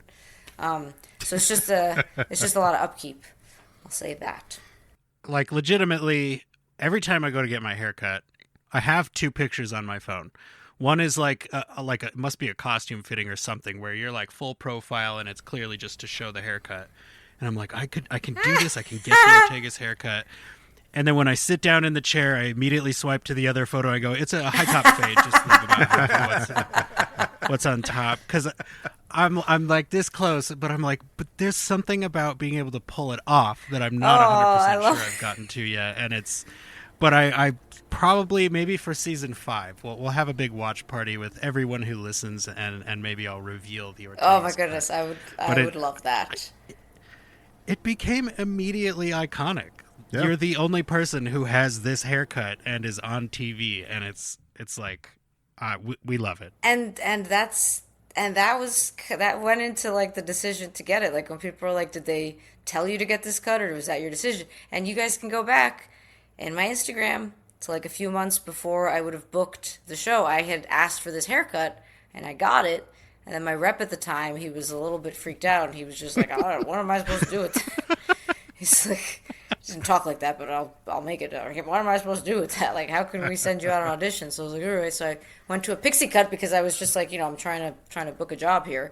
And so I booked Ortega's with a pixie cut. And then when they showed me their pictures, their ideas, I was just like, no, this is cool. And this wasn't even in one of the pictures. Like it became this because of like the way my hair grows and the color and also the severity of kind of having it fully shaved on the sides. And really also having like less of a fade and more of just like a sharp delineation. I remember Brian saying he was just like, he called it. He was like, it's an action figure. He's like nobody else will have this cut. And I was just like, yeah. What I didn't know, I was just like, there are times definitely filming now when it's just like in the morning. All our hair team is wonderful, and I love them. And if I had to be with anyone at 3 a.m, it would be them. But there are certain times where I'm just like, this was my idea. I chose to have to do this every day because we have to shave every day. That's who's how longer in the grows. hair chair, you or Anson? Man. I think me. Maybe it's the same. Maybe it's the same. But the shaving is just crazy because those little hairs, they get everywhere, and so I have to always get cut before makeup. Which took a couple seasons for everybody to fully get. There were still times in like the first 2 seasons they'd be like, "Oh, we're gonna put you in makeup first." I was like, "No, you're not," because that's not gonna end well for anybody. So we always have to cut first and then makeup.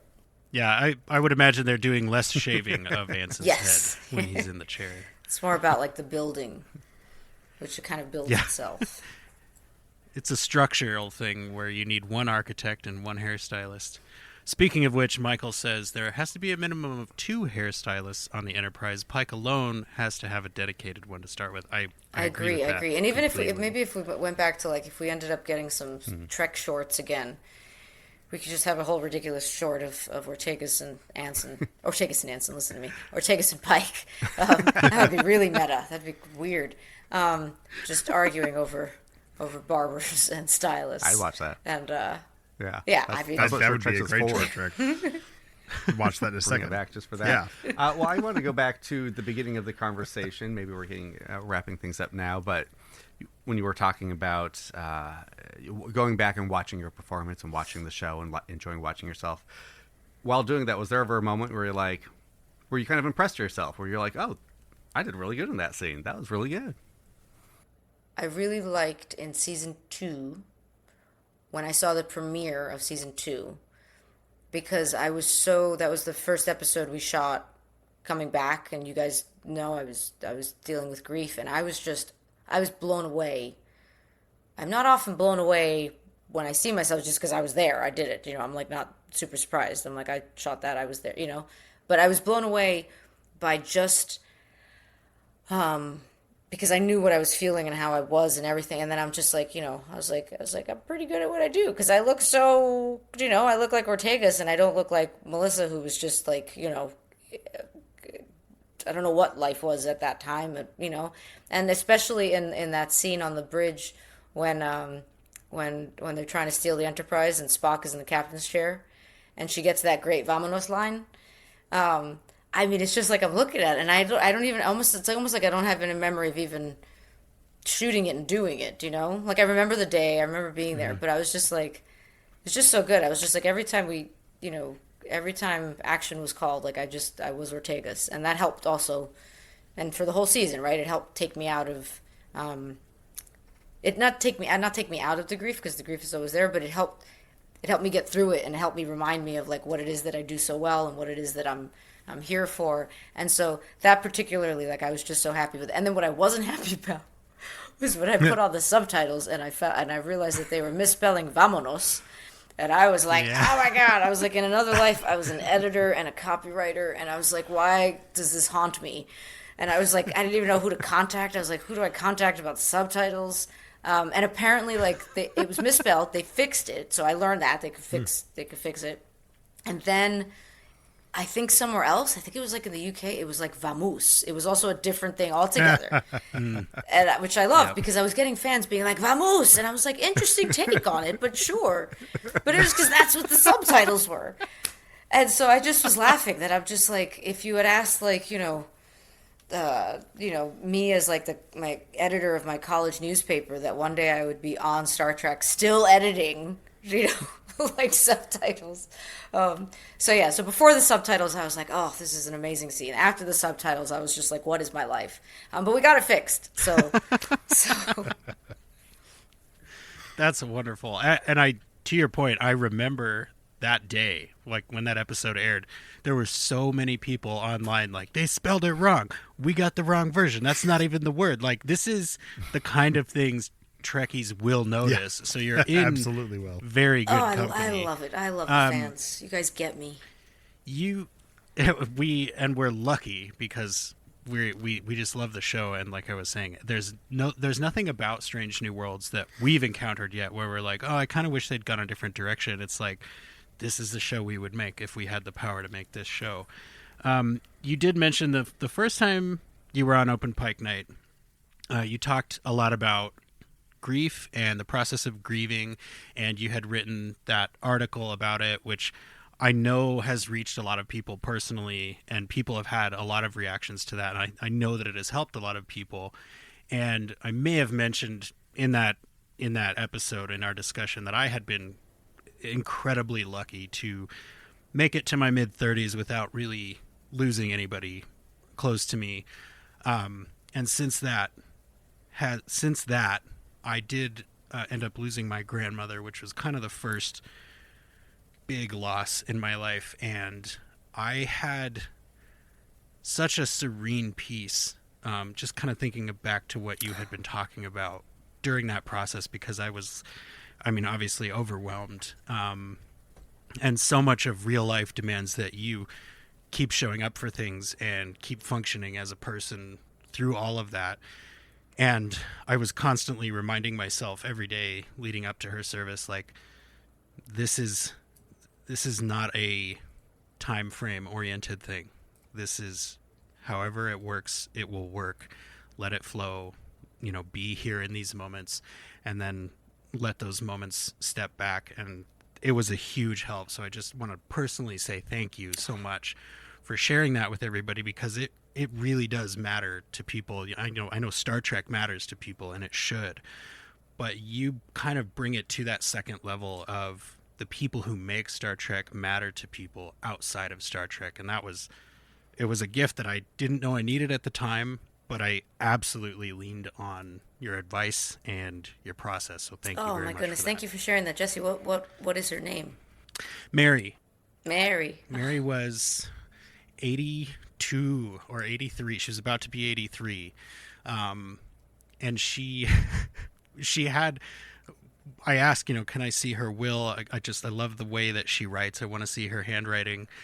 And she was so pragmatic about everything. She was kind of the person in our family who kept magic alive. She taught us all about magic and how if you want a thing, you can have that thing, and how to bring that thing into the universe.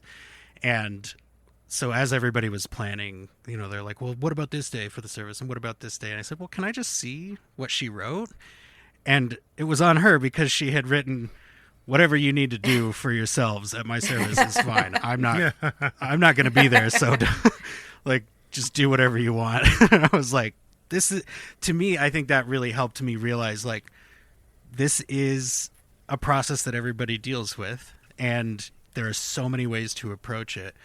But seeing her approach written down in her, like, almost Victorian script, I was like, yes, she gets it. She knows that this is for us. And I think that really helped all of us, because it was very tumultuous. It was right around the holidays. There were so many people in so many different towns around here trying to make it work. And I realized, the way this is going to go is how it needs to go for the people who are organizing it, because that's what she wanted. And it was a tough day, but it was so happy. Like, there was so much love and smiles happening, and I remember thinking repeatedly, like, I should stop smiling so much. I should stop, feeling all this love and happiness. And would always come back to you, like, no, the love is the reason that it hurts, and that's the reason that you want to hold on to that. And I absolutely credit the conversation we had with you, with me being able to not completely break down into a puddle that day. It was very intense, but it was beautiful, and we all loved it. It was really, really cool. Oh, Jesse, I'm so happy to hear that, and thank you. I'm a very, very small part of that I helped in any way at all. And the thing that I keep going back to as well is, like, just to remember, like, that her story isn't over. Do you know? And with what you're saying, and with what I get messages all the time, and I always say this, that, like, my apologies that I can't respond to everybody, or even to a lot of people, but I get the messages, and there are just some I mean, all of them are beautiful, but it's about people talking about losing a family member, a grandparent, a partner, talking about somebody that they've lost many years ago or just recently, and that in some way me talking about it has helped. I'm like, I definitely did not ever envision, I didn't want this to be the thing that I talk about, but so much of me writing that article, like we spoke a lot about, was just like this hurts so much. And I think as a writer and as an artist and as somebody who's like, whose whole life is storytelling, is just like, I'm like, I want this to, I can't keep this in, like, I want to share, not only I want to share Brian, but I also want to share like what this is, because I think so often people are made to feel like you have to get over it and move on, and that just doesn't work for me. And the biggest thing that I've kind of like, that's kind of been going in my head the last few months is like just to remember, and that's so much of like what I knew as soon as we hit 2022, where I was like, his story's not over, and you guys, I want to tell you about him. And so in doing that, people were like, you were so open and honest and vulnerable about your grief. I was like, yeah, I guess I was, but it was all selfish, and that I wanted to tell you about him. Do you know? Yeah. And then now that, like, because every month is a new understanding of what it is that I'm going through, and it's just like that's the kind of the phrase that I keep going back to. I'm like, just remember, their story isn't over. And the messages that I get from people, it's just like, that's the big thing. It's just like the relationship continues. It also evolves, and it also, in really, really beautiful ways. And I know my grandmothers, I was super, super, super close to them. I still am. And my grandfathers, they both passed when my parents were both younger. My mom in her teens and my dad younger. And they were such a powerful, beautiful, strong presence in their lives that they passed that down to me. And so I still feel so much like I know my grandfathers, because they left such an indelible mark on my parents, and my grandmothers as well. And so thank you for sharing with me about Mary. And I just love that, like, you guys being like, what do we do? And she was like, do whatever you want, and that's that's her way of just being like, this is on you guys now. And she's working through all of you. And that's just really beautiful. So thank you for sharing that, Jesse. Thank you. Yeah, your point about the story not being over is, I think, the thing that helped me the most, because so my daughter, I think the first time we spoke to you, I think she was 3 or 4, and she's now 6. So she's old enough to recognize, like, hey, this is different. I don't see Gigi anywhere. And she asked, where's Gigi? Why isn't Gigi here?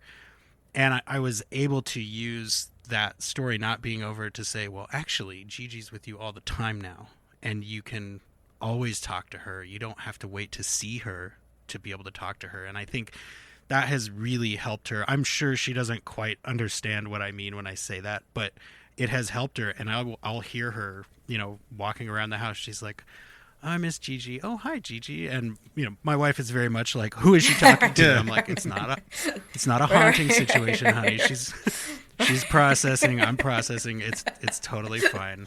I love it. I mean, to your credit, like, this is, showing up in the chat. This has affected a lot of people. Lauren shared your article with a coworker who lost her partner, and it really touched her.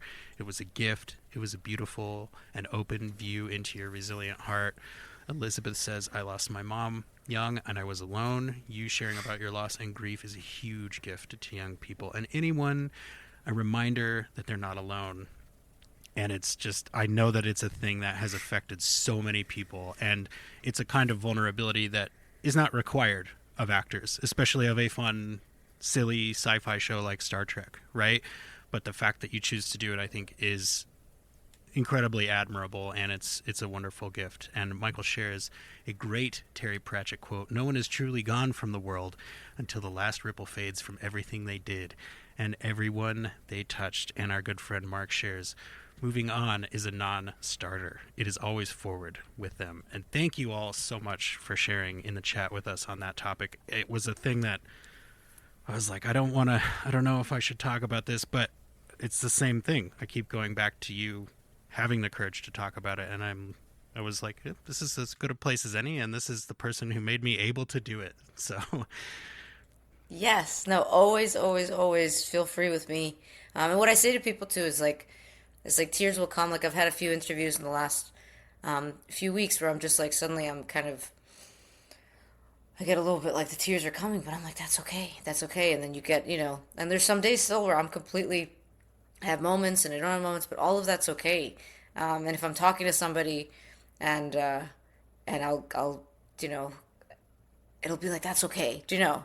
And yeah, and I'll say that to people too, like who don't who are sometimes concerned about what to say to somebody who's grieving, who's newly grieving, or even to somebody who's because there's that whole thing, right? It's just like people are like they understand when it's been a few weeks, but they understand less when it's been a few years. Like I'm going through a moment now where it's like I'm a little bit tentative sometimes just because I'm just like every time I go out into the world people are going to start to think she's a total mess if she's still talking, but that's not just that, like people who don't know me very Right. well, there's just a certain level of just like in the first few months like and the first year really, like they could understand why it was so at the surface, right? But after a certain time, like you start to kind of be like do you want to hold back a bit? Definitely, like in the last year and a half, right? I've been a little bit less quiet about it because I've been, just for different reasons. But there's that thing of just like, for everybody, it's a little bit different. It all comes like you said, like it's not linear, right? There's all sorts of different ways. Every day is different. But for people who are like being like, oh, I always feel like I'm going to say the wrong thing. It's just like, do you know what? It's like sometimes you will say the wrong thing, and that's okay. Do you know? That's totally okay. Like it's the person who's grieving, who's going through it, and just saying something is good. Like I remember somebody once saying when I was commenting when I was a little bit more, and I'll be active on social media again as season 3 comes out. I'm very excited to be, but there was like a time where I was really quite on there and conversing with everybody, and I would see sometimes people would say something about something that was happening. I was just like, do you see how there's like a little issue or thing there, like when you say that? Like I would hear about people who lost a partner, and the person, somebody would come up to them and be like, my husband's my best friend, I could never imagine losing him, like to somebody who just lost their husband or their partner, Right. and it's just, that's insane. I got that quite a bit, but it wasn't from a place of malice. It was from a place of like, I would see people in full like breakdowns being just like, my husband's my best friend and I can't imagine what you're going, I can't imagine. And I was like, yeah, I couldn't imagine it either until right now. It's pretty horrendous. And you'd hear it from like people who've lost kids. They said that people say the same thing to them, which seems pretty crazy. And so I called it out one day. And there were some people that are just like, this is why I don't say anything to anyone who's grieving, because, this is what happened. And I was just like, and somebody else said to me that she's okay when people say things like that because at least they're saying something. And that like broke my heart. And I was like, So I'm just like, just kind of, however I can continue the conversation, just help people be like, it's okay to say the wrong thing. And it's okay when you're grieving to call it out. And it's okay. Like all these things are okay, but it's just like, it's being silent about it and acting like it's this really weird thing. That's what's wild to me. Because I'm like, yeah, grief is a thing that we are all going to go through. Life and death, like we can't, like there's lots of other things we don't have in common, but we have this in common. So it's strange that it still remains so taboo.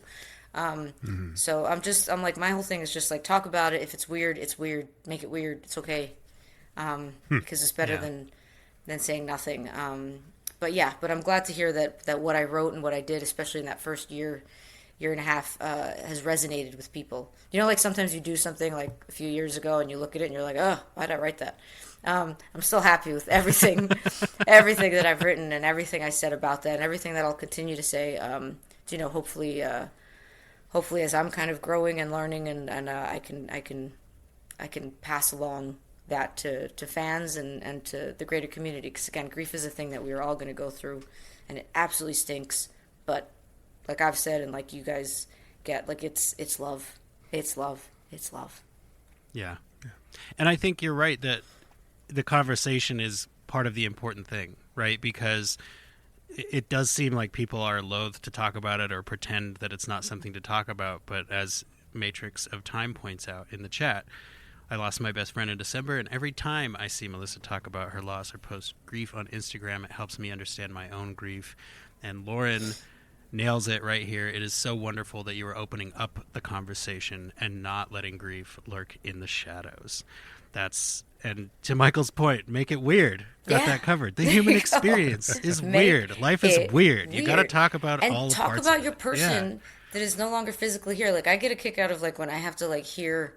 I was talking about this in an interview the other day too, but, like, I have to, hear so often. We have to hear so many mundane things from people about, like, the people in their lives who are, who are, like, doing just regular things, and they talk about it, and I'm like, I get to hear about them all the time, but then, like, but then people are like, the person who's no longer physically here, like, you kind of have to stop talking about them, or they're afraid to say their name, and I'm like, that's absolute nonsense. Like, my person did all these amazing, cool, it was just the coolest things, and I want to talk about it, and things that I'm experiencing now remind me of him and that thing he did. And so in the same way that you can, bring up the boring thing that your baby did the other day, I can bring up that very cool thing that my guy did a few years ago. So hopefully that helps anybody who's kind of, like, out there right now, just being like, I don't know what to say, or I don't know what to do, or I don't know if this is weird. Like we said, make it weird. Yeah, I mean, it's the way that life is. This is a great question from Jen. If you have an answer for this, what was Brian's favorite meal? Guys, come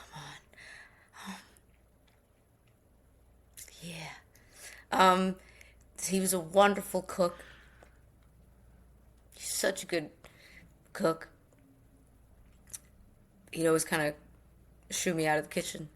Because he would just get it done. He would get it done so fast. And I don't know, his favorite meal was, like, Brian was originally from Ireland. But he would always say he's from County Donegal, Ballyshannon. See, this is what happened. Because you have me thinking about his amazing cooking now. But he was, like, a New Yorker through and through. And he was, like, as one of his friends once said, like, Brian didn't just, because I said, I was like, Brian loved New York, and his friend was like, Brian didn't just love New York, Brian was New York. And so he also had this great appreciation for all food, and he would take me to the best restaurants, and he introduced me to so much food. I never thought I would ever like oysters, and now I love oysters because Brian and I loved oysters.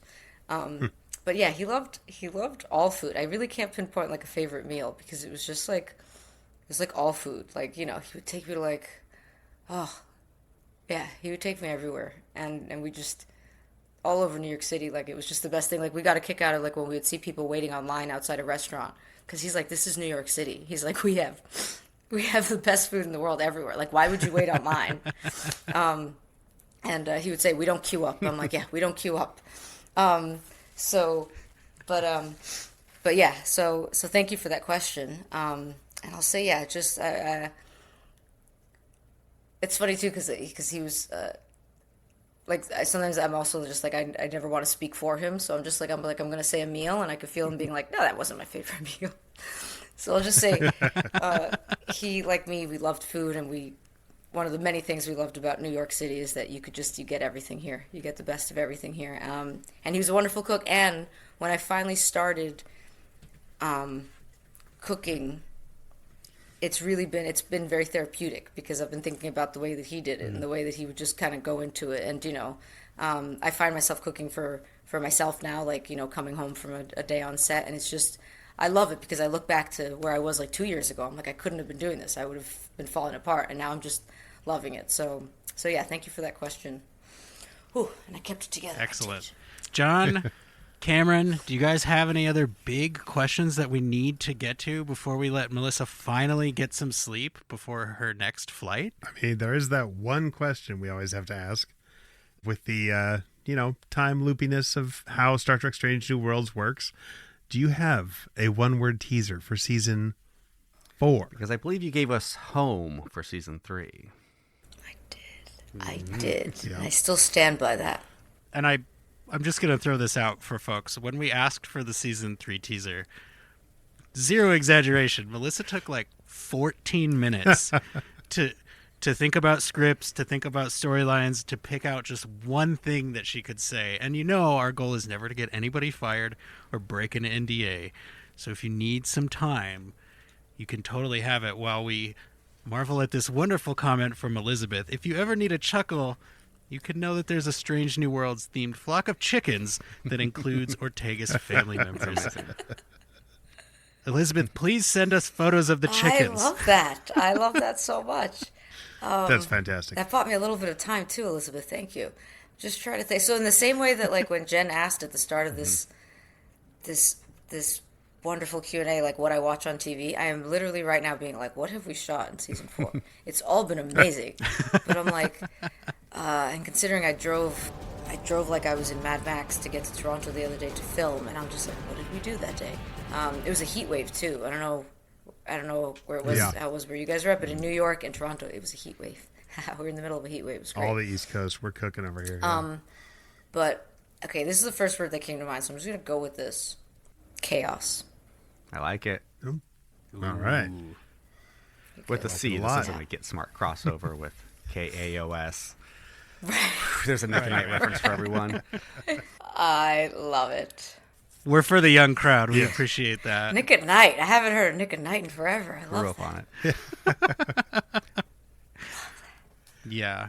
And before we get out, I do want to just spotlight a couple things right here. One from Michelle, Grief is Tough. Cooking and sharing a meal, especially a recipe from a loved one who's passed, can be so healing. Thank you for sharing. And then Vernon really wraps it all up the way that we all feel. What a great show. You guys rock. Oh, he's talking about us. I didn't mean to use that tone of voice. Melissa is absolutely amazing. That's what I was trying to spotlight, because we agree here. We do tell people you are the patron saint of OpenPike Night. You opened doors for us that we didn't know we wanted to walk through. You have helped our show grow from what we legitimately planned to be a 10-episode podcast about season 1 to where we are now, which is over 100 episodes. We've met a lot of folks at conventions. We've had panels at conventions. We have merchandise. There's patrons. Like, it's a whole legitimately life-changing thing for us at OpenPike Night to be able to talk about Strange New Worlds, especially when we get to talk to the people that make it. So I want to say thank you on behalf of everyone in the chat. And, of course, on behalf of John and Cameron, thank you, Melissa, for sharing some of your time with us. We really appreciate it. And I'm so excited for people to see what you've done in season 3 because, again, emotionally, like every end of every spectrum in just the first 2 episodes. So people, please make sure that you watch the premiere of Strange New Worlds. Both 2 episodes of the premiere of Strange New Worlds on July 17th. I cannot wait to not have to think about what I can say and cannot say about the show. I can't. It's gonna be It's gonna be like a big release. And I'll say too, my niece, who you guys met, I think you guys met my niece at Star Trek. Yep. At the convention, last year. But when she found out that I was gonna be meeting up with you guys, I was with my parents. I was with her and was with Soraya earlier. But she was like, "You have to wear your Ortega shirt." Because I was telling her who you guys were, and I was like, they're the guys who did the Ortega shirt, because she had like a light blue one that day. She was like, you have to wear your Ortega shirt. Nice. And I was just like, yeah. I was like, it might be a lot of Ortegas on Ortegas on Ortegas. So then I went with my Vulcan shirt gifted by the camera team.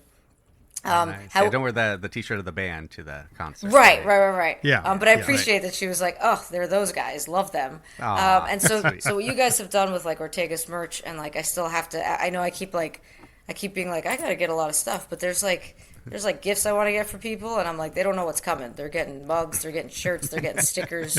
I saw the other day there's like 3 different sizes of your Ortega stickers. I was like, decisions have to be made. So thank you guys for all of that. Absolutely. There was talk of panels in Vegas. You'll find at least some of us at Vegas this year. Hopefully we'll see Melissa. It sounds like we'll see, but come check us out there. This was our first season 4 one-word tease, but we have received another one you haven't heard yet. Be sure to check out our writers Strange New Words is what we're calling it. Every episode, we're going to hear from the writers, and Bill Wolkoff has a great one-word tease for season 4 as well. Does. So. Love it. I love that you guys are like talking to our writers and our showrunners and everybody. Oh, this makes me so happy. Love them all. They're great. They're fantastic. Bill Wolkoff is the second patron saint. Oh, yeah. Oh, I love it. That makes me happy. That makes me happy. Well, guys, thank you so much, and thank you to the fans. And I've actually gotten, thanks to what you guys are doing, where you pull it up big like that, I get to see so many of the messages. And yeah, season 3, let's go, let's make it happen. Let's go. Yeah, I can't wait to enjoy it again, like for the first time, because I currently can't remember much of anything. So I can't wait to experience it anew with everybody. Excellent. And if folks wanted to experience it with you on social media, what is the best place for them to do that, and how can they follow you on social media? Oh, that's a great question, Jesse. So on the Instagram, I believe I'm at MC Navia, which is M for Melissa, C for my middle name, and Navia. So MC Navia. And then on the Twitter, or whatever you want to call it these days, it's Melissa C Navia. And yeah, I think those are like the best places. Like, I'm hoping to have some more things out this season where you guys can see more of my writing. That'd be kind of cool, right? But yeah, right now definitely Instagram is the biggest. And I know people want me to get on like all the other types of Twitters, and I'm just like, I don't know how everybody does it. I'm like, I am tired and I am busy. Yeah. I have flights to catch and to miss. And so for right now, you have me on the Instagram, the Twitter, and hopefully you'll be able to see more of my writing very soon in other places. I gotta assume, based on your tease, that your middle name is Chaos, because that's what the C stands for. So that's good to hear. Now, Lauren points out, well, she asks Blue Sky, and I'm not going to push you to join Blue Sky, but I will tell you, Blue Sky seems to have fewer instances of unmitigated vitriol than some of the other social media sites that we've all grown to love over the years. So if you ever are looking to expand, we highly recommend Blue Sky. And of course, all of you folks out there, you can get OpenPike Night wherever you get your podcasts. Just open up your podcast player, type in OpenPike Night, we'll pop up. You can follow us on social media at OpenPike, basically whichever social media you are looking for. And of course, if you want to be on the show, which is not normally a live stream, it's usually a podcast, just go to openpike.com. Everything you need is all in one place: merchandise, Patreon support, episodes of the show, lots of stuff there. We do have a few articles that we've done over the years. We're looking into maybe pumping out some more written things there, but it's a chaotic thing to try and keep up with a 10-episode show that comes out once every 2.5 years. and write something that hasn't been written about it. So I think that's basically where we're at. John, you're kind of the master of shutting the show down. So if you would you mind shutting the show down? Well, it's been a long night, and the OpenPike Night crew definitely needs to go watch all the Strange New Worlds that's out already, because season 3 starts in just over 2 weeks. We are almost here, folks. The wait is almost over. So be sure to clean up after yourselves. Be sure to tip your servers. You can go anywhere you want, but you can't stay here.